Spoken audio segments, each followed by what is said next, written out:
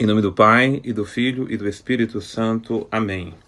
Então, da segunda carta de São Paulo aos Coríntios, capítulo 10, versículos de 1 até o versículo 11.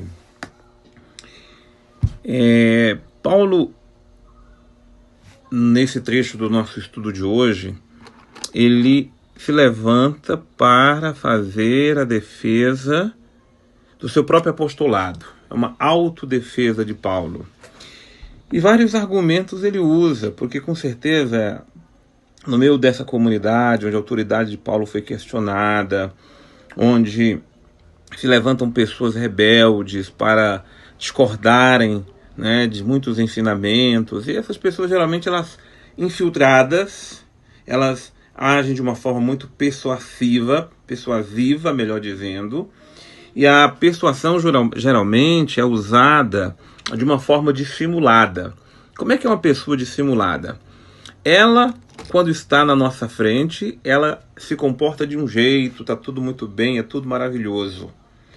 Acontece que, na sua ausência, é que ela semeia o seu joio. É na sua ausência, naquelas conversas particulares, no ambiente em que ela está semeando a semente da discórdia. Claro que Paulo, muito vivo, na autoridade divina, ele percebe esses astutos que agem no seio da comunidade. É contra toda a astúcia humana que Paulo agora dirige esta carta.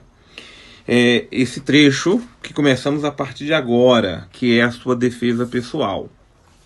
Daí o nosso ponto de partida é o versículo 3, porque ele é a pérola fundamental para a compreensão de todo esse nosso estudo de hoje. Porque, veja bem, Paulo é muito incisivo no que diz. Porque, ainda que vivamos na carne, não militamos segundo a carne. Olha só.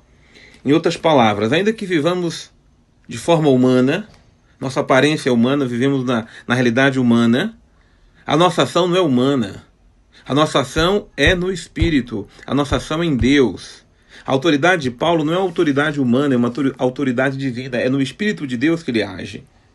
Não são carnais as armas com que juntamos. Pelo contrário, as armas são poderosas em Deus, capazes de arrasar fortificações.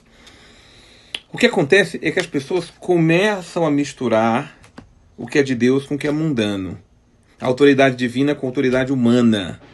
Começa a usar de artifícios humanos para misturar-se ao reino de Deus, e de modo que tudo isso gera confusão, gera atrito, gera divisão, gera bagunça, vira Babel. O reino de Deus não é o reino do Babel. O reino de Deus é o reino do Pentecoste, do Espírito que opera a unidade. E isso está acontecendo por causa dos infiltrados, ou aqueles que estão na comunidade que querem agir com esse mesmo espírito que eu digo, não só humano, que humano todo mundo nós somos, mas é um espírito mundano. Por isso que Paulo diz, não são carnais as armas com que julgamos. Essas armas são poderosas em Deus, capazes de arrasar fortificações. As armas do Espírito, as armas da oração, do discernimento, as armas do dom da ciência, da sabedoria, mas sobretudo a arma da humildade. Porque é ela que nos ajuda a não cairmos na astúcia do maligno, porque quando a gente perde essa humildade, vou voltar para a janela daqui a pouco, nós perdemos toda a ciência divina para agir, para operar e para falar no nome de Cristo. Esse é um ponto. O segundo pérola vem em seguida, porque a partir do versículo 5 diz, nós aniquilamos todo o raciocínio, todo o orgulho que se levanta contra o conhecimento de Deus. Ora, e cativamos todo o pensamento e reduzimos a obediência de Cristo. E estamos prontos também para castigar todos os desobedientes, assim que for perfeita a vossa obediência. Quando se perde a obediência à autoridade de Deus, à autoridade de Cristo, ao comando de Cristo, à direção de Cristo, a gente perde de fato a direção da vida. a direção das atitudes, a direção das escolhas, daquilo que de fato nós devemos fazer. Por isso, tudo deve se reduzir à obediência de Cristo. É na obediência de Cristo que se quebra o nosso orgulho, que se quebra a nossa autossuficiência, que se quebra a nossa soberba.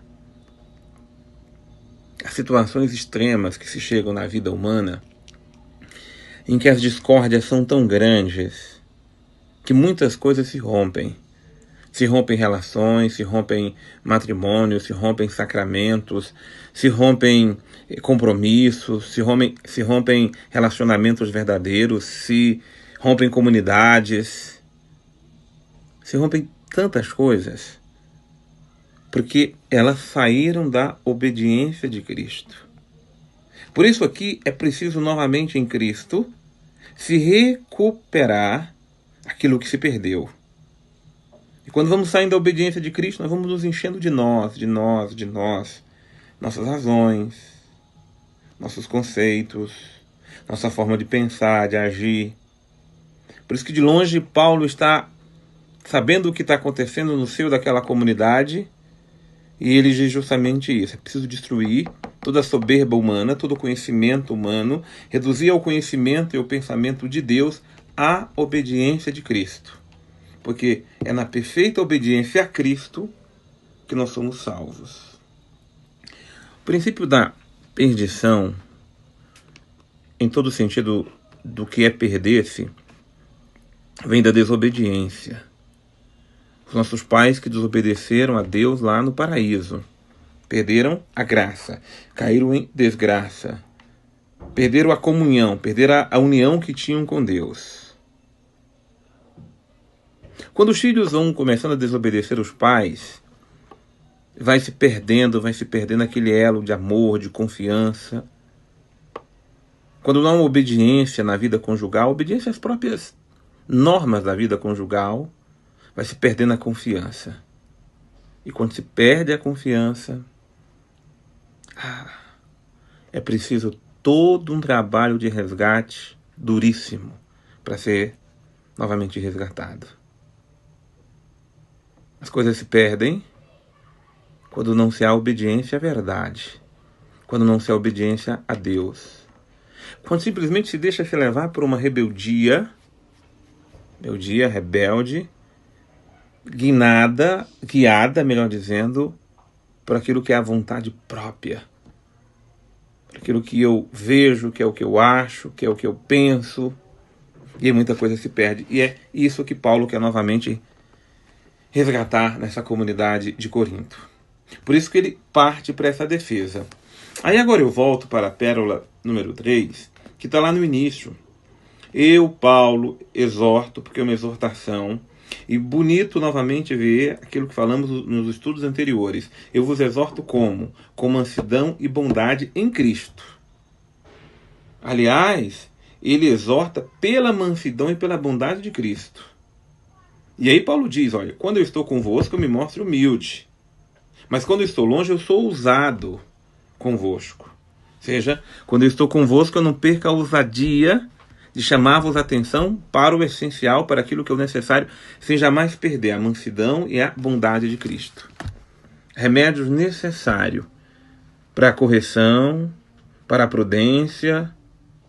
Às vezes é necessário sermos até enérgicos, vigorosos na forma de falar, mas nunca perder a mansidão e a bondade.